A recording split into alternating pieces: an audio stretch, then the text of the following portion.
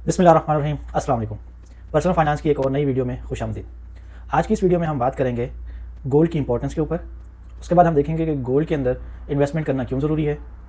उसके बाद हम देखेंगे कि जो रिसेंटली गोल्ड की प्राइसेस बहुत ज़्यादा पीक पे जा रही हैं, तो क्या ये राइट टाइम है गोल्ड के अंदर अभी इन्वेस्टमेंट करने के लिए, या अभी हमें वेट करना चाहिए। और लास्ट में हम इस चीज़ को डिस्कस करेंगे कि एज ओवरसीज़ पाकिस्तानी हम कौन कौन से टूल्स यूज़ करके गोल्ड के अंदर इन्वेस्टमेंट कर सकते हैं, और जो पाकिस्तान से लोग हमें देख रहे हैं वो पाकिस्तान के अंदर रहते हुए किन किन टूल्स को यूज़ करते हुए गोल्ड के अंदर इन्वेस्टमेंट कर सकते हैं। तो सबसे पहले हम डिस्कस करते हैं गोल्ड की इंपॉर्टेंस के ऊपर। जैसा कि आप तमाम लोग जानते हैं, गोल्ड एक रेयर कमोडिटी है जो वक्त के साथ साथ अपनी वैल्यूज़ को बढ़ाती रहती है। आप लोगों को पता है 90s के ज़माने में या उससे भी पहले जब भी हम ट्रेड करते थे, जब भी हम कोई चीज़ बाई करते थे, तो उसके इवज़ हमें गोल्ड देना पड़ता था। अगर हम 90s की बात करें तो 90s के अंदर जब किसी इंसान को कोई चीज़ चाहिए होती थी तो ट्रेड करने के लिए हमेशा गोल्ड का इस्तेमाल होता था। किसी मुल्क को अगर क्रूड ऑयल चाहिए होता था तो वो दूसरे मुल्क को गोल्ड देता था और उसके बदले में उसे क्रूड ऑयल मिल जाता था। बट बीच में जब वर्ल्ड वार वन हुई, फर्स्ट आलमी जंग जब हुई, तब हालात बहुत ज़्यादा ख़राब हो गए। तो जितने भी बड़े बड़े ममालिक हैं उनके बड़े बड़े सबराहान मिल के बैठे और उन्होंने इस चीज़ का डिसीजन लिया कि अब हमें जो है ना एक करेंसी की तरफ जाना चाहिए। वो ये समझ रहे थे कि अगर हम करेंसी की तरफ जाएंगे तो जो इकोनॉमिकल डिस्टर्बेंस है, अनसर्टेनिटी है, ये ख़त्म हो जाएगी। लेकिन जैसे ही वो एक करेंसी की तरफ गए, उन्होंने नोट किया कि इन्फ्लेशन जो है वो ज़्यादा बढ़ गई है और इकोनॉमिकल जो अनसर्टेनिटी है वो मज़ीद इंक्रीज़ हो गई है। अभी वो इस चीज़ को असिस्ट कर ही रहे थे कि वर्ल्ड वार 2 हो गई।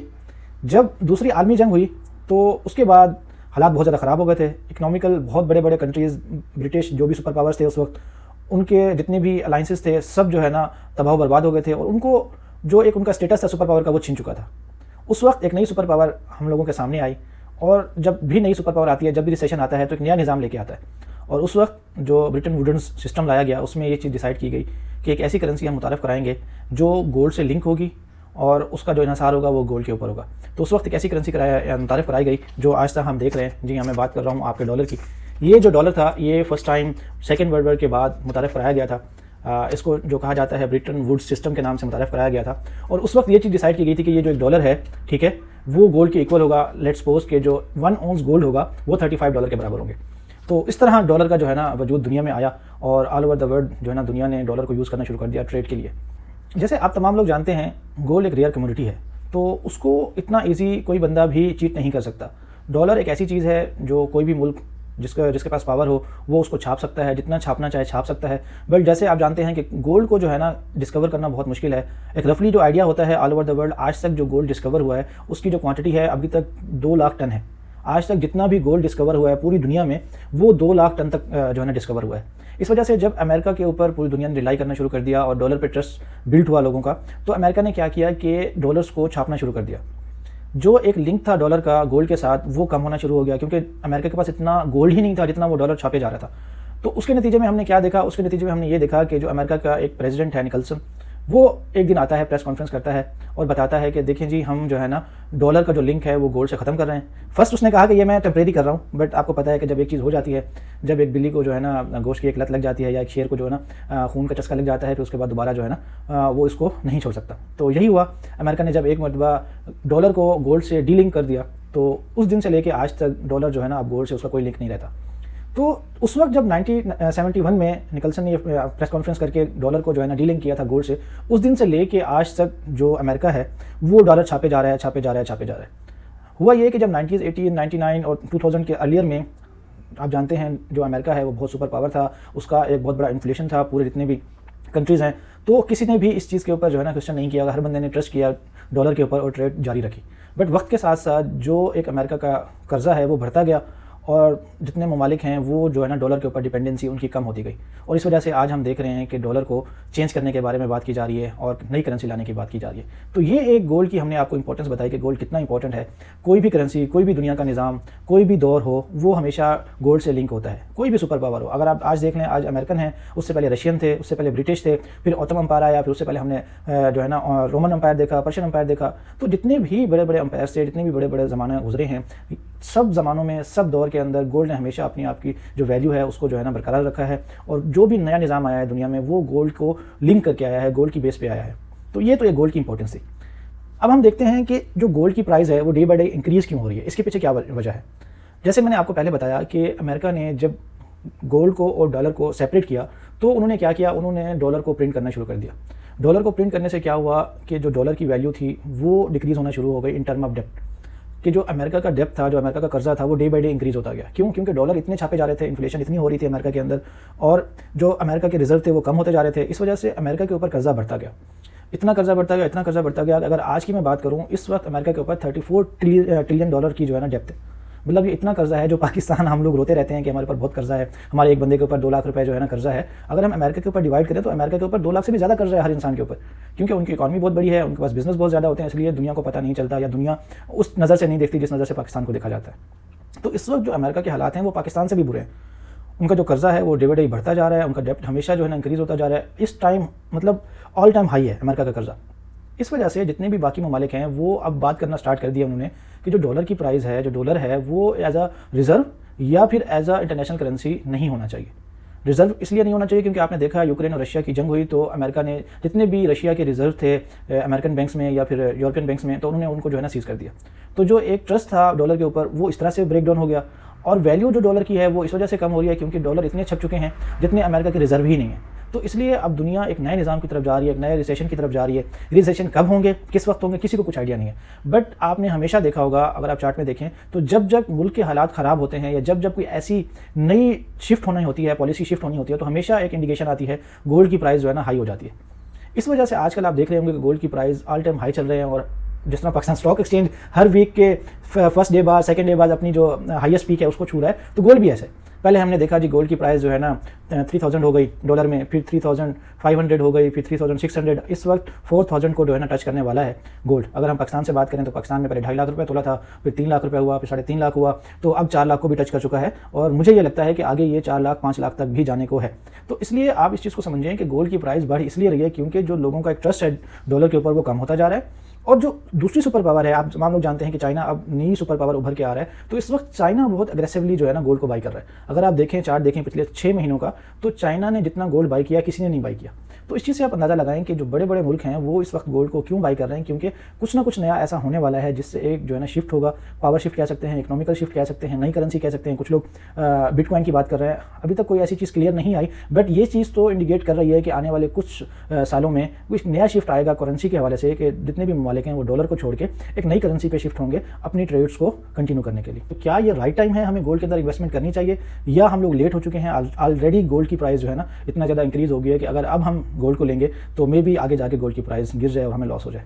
तो यहाँ पे मैं कहना चाहूँगा कि अभी भी टाइम नहीं आपने लूज़ किया, अभी भी अपॉर्चुनिटी आपने लूज़ नहीं की, अभी भी आप लोगों के पास टाइम है, आप गोल्ड को बाई कर सकते हैं, और इंशाल्लाह अगले 6 महीने 1 साल तक गोल्ड की प्राइस ऐसे ही बढ़ती रहेंगी। कि आप तमाम लोग जानते हैं एक अजीब ही माहौल बना हुआ है, अनसर्टेनिटी है पूरी ऑल ओवर द वर्ल्ड, जंगें हो रही हैं। पहले जो है ना आपने देखा कि यूक्रेन और रशिया की जंग हुई, यूक्रेन और रशिया की जंग चल रही थी, तो फिर हमास और इसराइल का कॉन्फ्लिक्ट शुरू हो गया मिडिल ईस्ट में।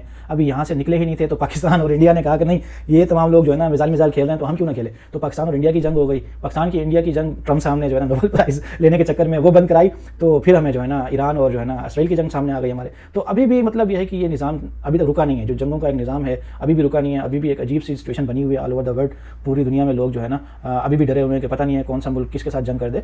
तो इन तमाम फैक्टर्स को देखते हुए इस चीज़ से अंदाज़ा लगाया जा सकता है कि गोल्ड की प्राइस आगे भी बढ़ती रहेगी, क्योंकि जब भी किसी भी सिचुएशन के अंदर मुल्क के अंदर अनसर्टेनिटी हुई है, ग्लोबली इकोनॉमिकल क्राइसिस आए हैं या कोई ऐसी चीज़ हुई है, तो हमेशा गोल्ड की प्राइस बढ़ी है। तो आगे भी हालात मज़ीद ख़राब होने के हैं, या ख़राब नहीं हो रहे तो एटलीस्ट नेक्स्ट 6 मंथ या 1 ईयर के अंदर ये हालात ठीक नहीं होने वाले, इसलिए गोल्ड की प्राइस आगे भी बढ़ती रहेगी। और हम आपको ये सजेस्ट करेंगे कि अभी भी आपके पास टाइम है, अगर आपके पास कुछ सेविंग है तो आप अपने जो है ना गोल्ड को बाई कर सकते हैं। अब हम बात करते हैं कि गोल्ड को कितना बाई करना चाहिए, अपने पोर्टफोलियो का कितना % आपको गोल्ड के अंदर इन्वेस्टेड होना चाहिए। देखिए गोल्ड जो है ना एक ऐसी चीज़ जिस तरह हम आपको पहले बता चुके हैं, बहुत इंपॉर्टेंट है, रेयर कमोडिटी है, इसको चीट नहीं किया जा सकता, इसको प्रिंट नहीं किया जा सकता, इसको डिस्कवर करना बहुत डिफिकल्ट है। और जितने भी जो है ना सुपर पावर्स आई हैं हमेशा गोल्ड की तरफ उन्होंने जो है ना वो किया है, करेंसी को लिंक किया है। तो इसलिए गोल्ड में इन्वेस्टेड रहना तो बहुत ज़रूरी है। कितना % रहना चाहिए, हमारी रिकमेंडेशन या ऑल ओवर द वर्ल्ड जो एक टर्म यूज़ की जाती है वो होती है आपके पोर्टफोलियो का 5 to 10% गोल्ड के अंदर इन्वेस्टेड होना बहुत ज़रूरी है, क्योंकि ये चीज़ आपको इन्फ्लेशन से बीट करती है। अगर आप all over the world long term period के अंदर गोल्ड के जो रिटर्न्स हैं वो देखें तो आपको ये 10 to 12% रहते हैं। आजकल जो रिटर्न्स हैं, खुदा अगर आप आजकल के रिटर्न्स देख के गोल्ड के अंदर इन्वेस्ट कर रहे हैं और ये सोच रहे हैं कि अभी जो 40% हाइक आई हुई है गोल्ड के अंदर तो आगे 6 महीने के अंदर ऐसे ही रहेगा, ऐसा नहीं है, या आगे 4-5 सालों में ऐसा रहेगा, ऐसा नहीं है। जो गोल्ड के लॉन्ग टर्म रिटर्न्स हैं वो 10 to 12% ही हैं। ये चीज़ रियलिटी है, ये आपको पता होनी चाहिए। तो इसलिए जब भी आप गोल्ड के अंदर इन्वेस्ट करें तो फर्स्ट तो ये चीज़ आप अपने माइंड में रखें। दूसरा, अपनी पोर्टफोलियो का 5 to 10% आप लाजिम आप अपना जो है ना 5 to 10% गोल्ड के अंदर इन्वेस्टेड रखें, ताकि वो आपको इन्फ्लेशन से भी पाक रखे और आपको एक जो है ना सेफ्टी नेट भी दे कि अगर कोई क्राइसिस आते हैं किसी भी मुल्क के अंदर जो ऑल ओवर द वर्ल्ड, तो आपके पास एक ऐसी एसेट क्लास रहेगी जिसको कोई भी निज़ाम आ जाए, जिस तरह की भी जो रिसेशन आ जाए, वो आपके पास एक जो है ना इंपॉर्टेंट चीज़ होगी, आपके हैंड में होगी, जिसको आप कभी भी कैश करा सकते हैं किसी भी मुश्किल वक्त के अंदर। तो इसलिए गोल्ड के अंदर इन्वेस्टेड रहना बहुत ज़रूरी है। गोल्ड के अंदर हम इन्वेस्टमेंट कैसे कर सकते हैं? देखिए, जितने भी ओवरसीज़ पाकिस्तानी हैं उनके लिए तो सबसे बेस्ट अपॉर्चुनिटी है आप गोल्ड बार लें।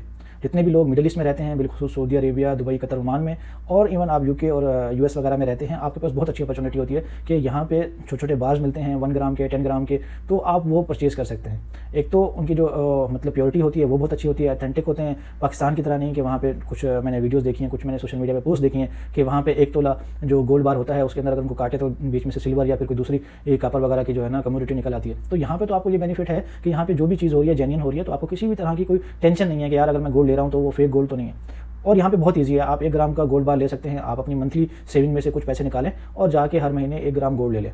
तो यहाँ पे रहते हुए तो आपके लिए बहुत अच्छी अपॉर्चुनिटी है। आप जब पाकिस्तान जाते हैं आप अपना वो गोल्ड पाकिस्तान लेके जा सकते हैं। इतनी कोई रिस्ट्रिक्शन नहीं है कि आप यहाँ से बहुत ज़्यादा क्वांटिटी का गोल्ड नहीं लेके जा सकते, बट जो एक नॉर्मल है 20 ग्राम्स आप वो इजीली लेके जा सकते हैं। As a male, as a female आप 40 ग्राम लेके जा सकते हैं। तो मेरे ख्याल में इट्स मोर देन इनफ कि आप इजीली जो है ना आप उस गोल्ड को अपने मुल्क में लेके जा सकते हैं। तो ये चीज़ तो ओवरसीज़ पाकिस्तानियों के लिए बेस्ट है, ओवरसीज़ पाकिस्तानी ये चीज़ कर सकते हैं।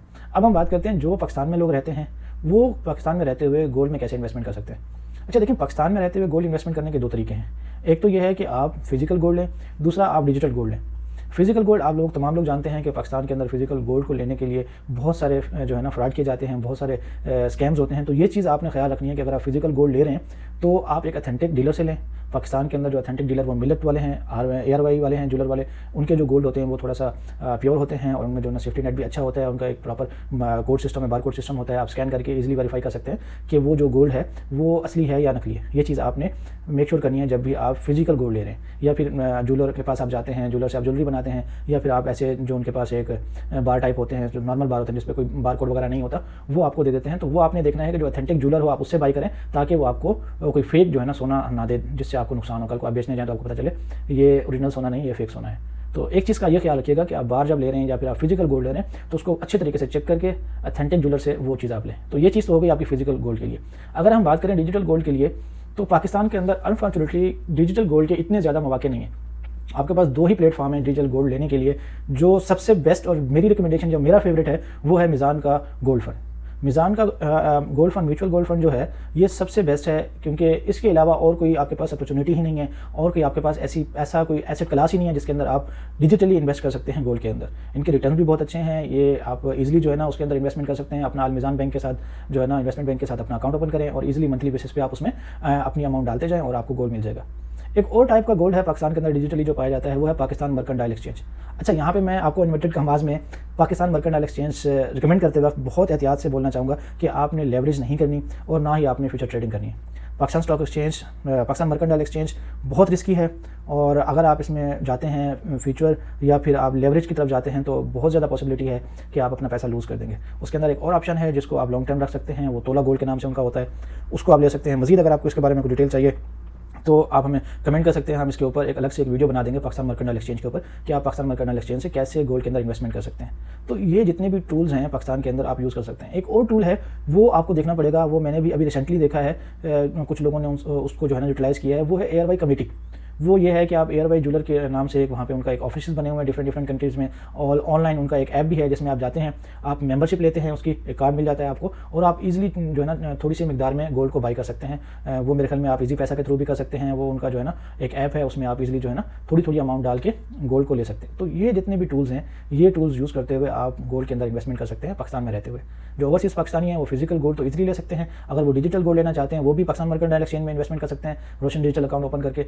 और अगर वो बाकी बाहर के किसी कंट्री के अंदर जो है ना इन्वेस्टमेंट करना चाहते हैं गोल्ड के अंदर, तो वो भी कर सकते हैं, क्योंकि यहाँ पे रहते हुए आपको एक अपॉर्चुनिटी मिलती है कि आप बाकी जितने भी बड़े बड़े कंट्रीज़ हैं उनके एक्सचेंज के ऊपर अपना अकाउंट ओपन कर सकते हैं और वहाँ पे आप जो है ना गोल्ड के अंदर डिजिटली इन्वेस्टमेंट कर सकते हैं। बट मैं प्रेफरेंस ये दूंगा कि आप अपने मुल्क में अकाउंट ओपन करें और अपने मुल्क में ही गोल्ड के अंदर जो है ना परचेजिंग करें, ताकि हमारे जो गोल्ड के रिजर्व्स हैं वो हमेशा जो है ना बढ़ते रहें और पाकिस्तान को इसका कुछ ना कुछ बेनिफिट मिले।